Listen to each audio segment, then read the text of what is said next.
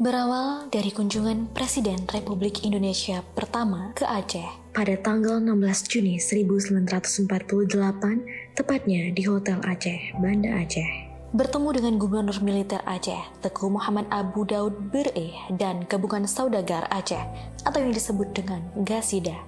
Dari pertemuan bersejarah itu, dalam 2 hari terkumpul uang dari saudagar dan rakyat Aceh, diperkirakan seharga 20 kg emas. Kemudian di bulan September oleh Presiden, dibelilah pesawat Dakota jenis C3 yang kemudian diberi nama oleh Soekarno, Selawah RI-001, sebagai penghargaan kepada rakyat Aceh atas pembelian pesawat tersebut. Salah satu saksi hidup masyarakat Aceh yang menyumbangkan harta dan kebunnya adalah Nyak Sandang yang telah diundang Presiden Joko Widodo, di mana kemudian dari situlah berawal sebagai cikal bakal transportasi udara Indonesia yang waktu itu bernama Indonesia Airways, yang mana monumennya sekarang berada di lapangan Blang Padang, Aceh.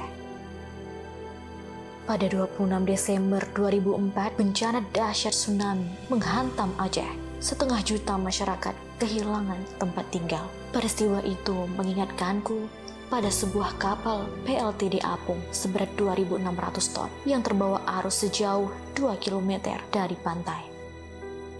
Dan sebuah kapal nelayan yang ikut terjebak di atas pemukiman rumah warga. Sungguh maha besar kuasamu, ya Allah.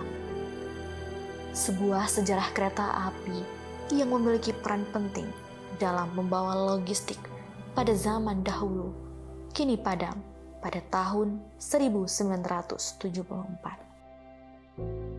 Dan satu lagi nostalgia yang tak pernah lekang di ingatan masyarakat Aceh.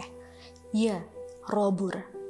Angkutan publik Robur mulai populer di era 1980-an dan kini riwayatnya tinggallah kenangan.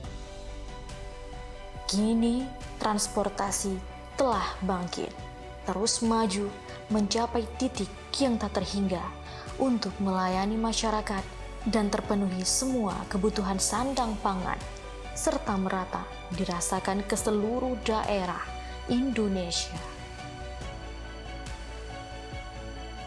Seluruh unsur transportasi harus terus bergerak maju, berani berubah untuk memberikan sumbangsih yang terbaik bagi kemajuan transportasi yang pada akhirnya memberikan harmoni bagi bangsa, negara, dan tanah air tercinta.